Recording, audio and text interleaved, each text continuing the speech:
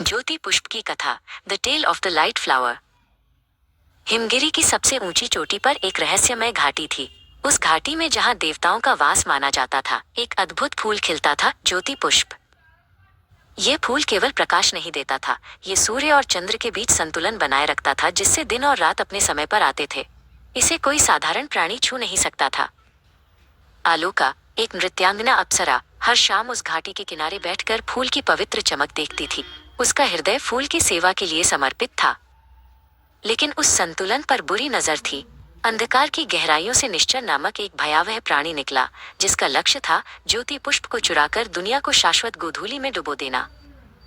एक रात जब आलोका ध्यान में थी, निश्चर अपनी काली छाया की गति से फूल की ओर बढ़ा। उसकी विशाल नुकीली परछाई घाटी पर फैल गई। निश्चर अपनी भयानक हंसी के साथ फूल पर झपटा। अब ये प्रकाश मेरा होगा, न कोई सुबह न कोई रात, बस अंतहीन परछाई।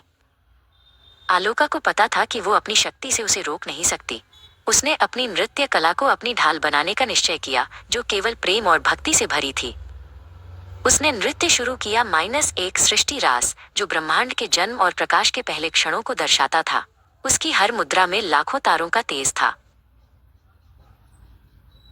नृत्य की ऊर्जा इतनी पवित्र और तीव्र थी कि निश्चर का काला शरीर टूटने लगा। उसकी शक्ति, जो केवल अंधकार पर टिकी थी, प्रकाश के सामने टिक नहीं पाई। निश्चर एक कराह के साथ एक धुएं के बादल में बदल गया और हिमगिरी की गहरी दरारों में समा गया। ज्योति पुष्प सुरक्षित था और उसकी चमक और भी बढ़ गई।